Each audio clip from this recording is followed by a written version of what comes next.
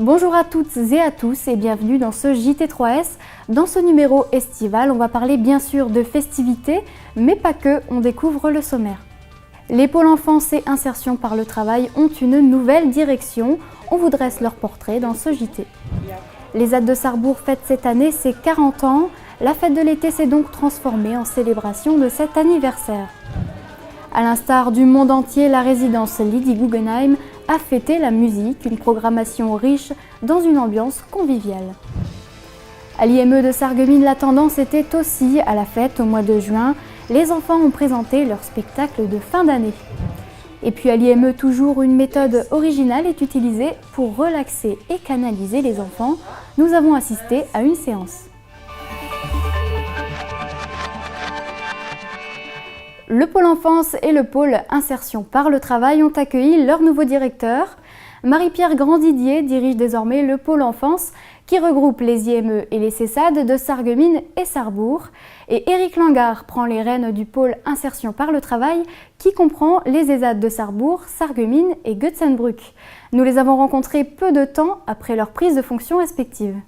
Je suis assistante de service social de formation initiale. Je travaillais un peu plus de 10 ans en psychiatrie enfant au CHS de Sarreguemines. Après, suite à une formation cadre, j'ai intégré des dispositifs de la protection de l'enfance, donc en maison d'enfants à caractère social, et puis j'ai contribué à l'ouverture de CERAD, de services éducatifs renforcés à domicile. J'ai fait des études de gestion économique avec une maîtrise d'économie option finance que j'ai complétée par un DESS de gestion obtenu à l'Institut d'administration des entreprises de Metz. À l'issue de ces études, j'ai souhaité intégrer le milieu du logement HLM, du logement social.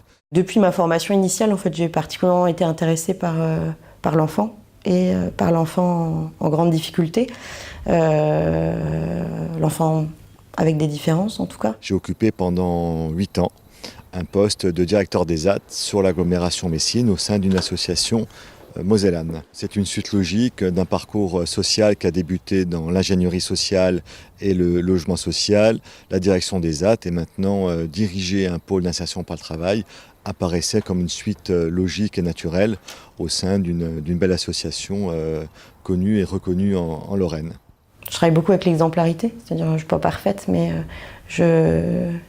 en tout cas j'essaye de travailler avec mes valeurs fondamentales. Beaucoup d'engagement professionnel, de conviction, de rigueur. Après, il faut les choses dont on a besoin en tant que directeur, de l'organisation, de la vigilance. Alors moi j'ai toujours l'habitude de dire que pour être directeur des ZAD et être directeur de pôle d'insertion pour le travail, ça s'apparente à gérer une PME sociale.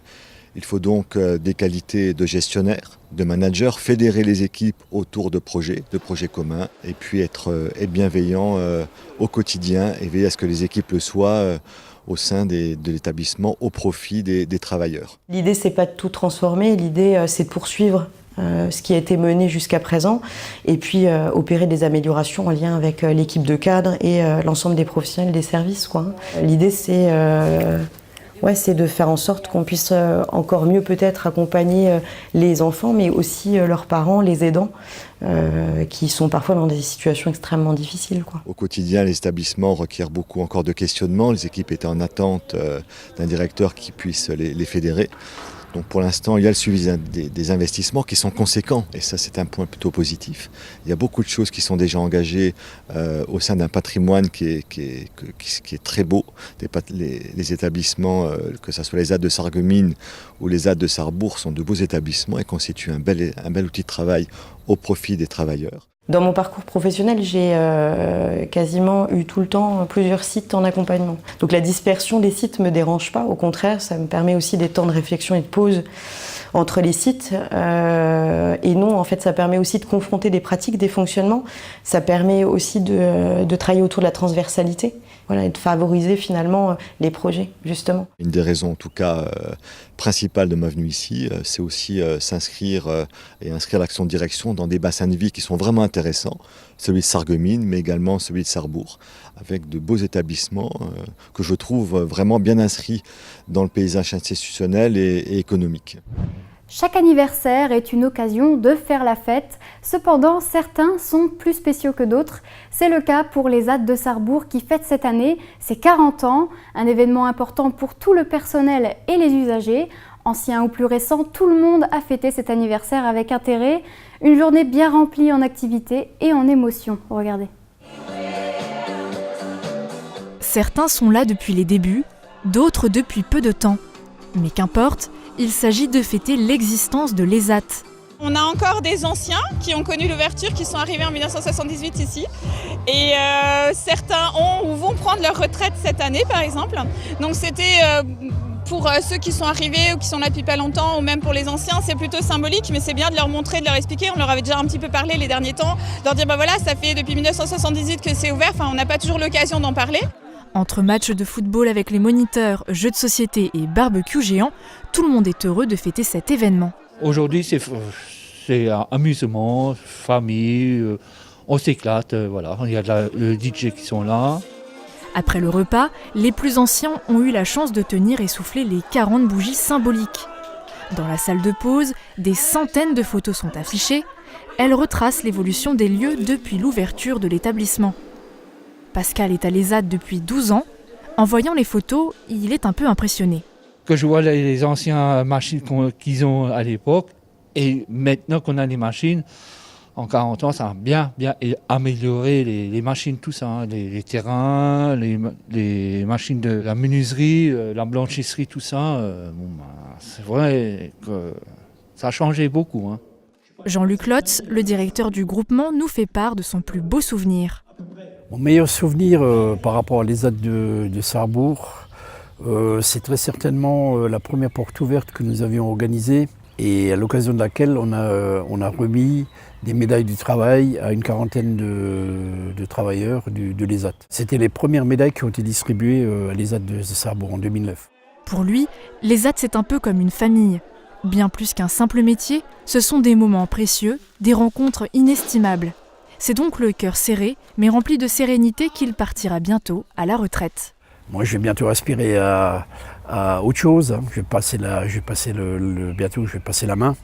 Mais bon, je passe une main quand même qui est effectivement, on va dire, facile à prendre, puisque bon, les choses vont relativement bien. Nous avons un très bon climat social au sein de nos établissements. Des personnels motivés, des établissements qui vont bien sur un plan financier et autres. Je suis confiant dans l'avenir et j'espère que les établissements vont continuer à se développer. Et on reste dans les festivités. Cette fois-ci, on fête la musique. Cet événement est une institution dans le monde entier. Et à la résidence Lydie Guggenheim, on respecte cette tradition. Regardez. Tous les ans, l'arrivée de l'été rime avec fête de la musique. Et à la résidence Lydie Guggenheim, la musique a été très largement célébrée. Mis à part 5 absents, les résidents étaient de la partie. Environ 160 proches ont également tenu à y participer. Nous, à l'équipe, ça nous permet aussi de rencontrer certaines familles ou certains amis qu'on n'a pas l'occasion de rencontrer dans d'autres moments de l'année. Au platine, on retrouve DJ Julien. La soirée a ensuite continué avec la chorale de l'ESAT, La Ruche en chantant. Puis une prestation de Zumba était assurée par la résidence Lydie Guggenheim et le foyer d'accueil de Sarreguemines. Des moments agréables pour s'évader du quotidien. C'est aussi un temps de partage, de rencontres, de convivialité avec les amis, les familles, les voisins pour certains, les collègues de travail. C'est vraiment un moment de partage, quoi. Sur place, la restauration a été assurée par les résidents eux-mêmes, au menu apéritif puis grillade pour tout le monde. Une organisation qui a demandé beaucoup de travail en amont. En fait, on a des ateliers cuisine. Et donc, dans le cadre de ces ateliers cuisine, tous les soirs, depuis 15 jours, les résidents ont confectionné les apéritifs de ce soir. C'est le groupe The Tuesday Acoustic Band qui a clôturé la soirée au son de ses guitares. C'est indéniable, ce soir-là, la musique avait quelque chose de magique.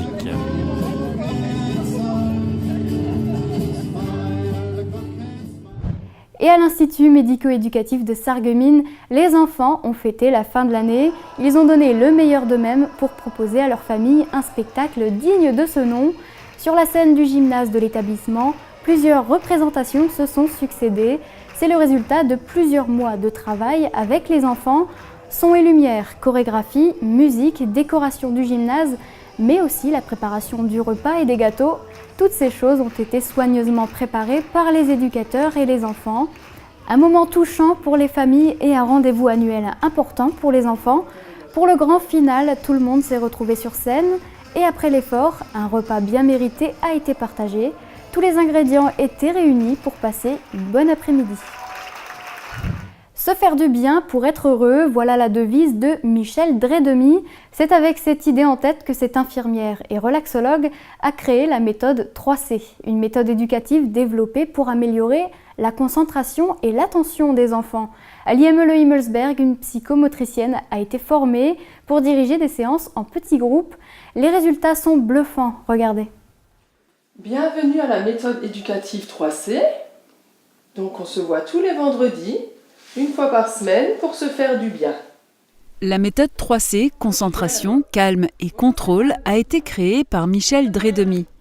C'est une technique psychocorporelle destinée aux enfants ayant des troubles d'anxiété, d'hyperactivité ou encore d'agressivité.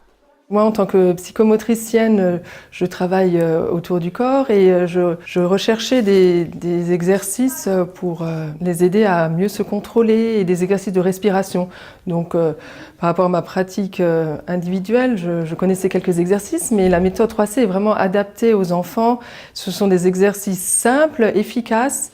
Une séance commence toujours par l'énonciation des règles à respecter. Parmi elles, le silence, le respect de l'autre, ou encore l'écoute. La séance se passe dans le silence. Donc ça, c'était très dur au début, mais rapidement, après plusieurs séances, ils ont réussi à être attentifs à eux-mêmes et à ressentir les bienfaits des différents exercices. Accompagnés d'un peu de musique, les enfants travaillent le rythme. Un exercice qui peut paraître anodin, mais pour Stéphane, ainsi que ses camarades, Samuel, Ludovic et Enzo, cela n'a pas toujours été évident. Je m'en beaucoup entraîné. Au début, c'était pas bien du tout. Au début, je faisais que parler, on criait, on faisait des bruits, et c'était pas bien. Et maintenant, c'est commencé à être mieux. Tu sens que tu as progressé ? Oui, beaucoup. Tout au long de la séance, ils effectuent des exercices comme le miroir. L'un joue le rôle de guide et l'autre celui du miroir. Ce petit jeu développe l'attention et la relation à l'autre. Certains enfants utilisent certains exercices à l'extérieur du groupe également.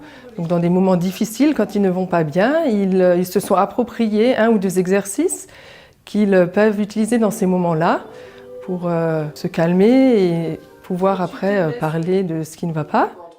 Enzo, qui était très agité avant la séance, semble être apaisé. Une fois la séance terminée, c'est l'heure du cercle du respect. En levant le doigt, chacun raconte comment il se sent. J'ai bien aimé et c'était bien. C'est bien travaillé aujourd'hui. Et ainsi s'achève ce numéro. Merci de l'avoir suivi. Ne manquez pas le prochain, ce sera au mois d'octobre. À très vite.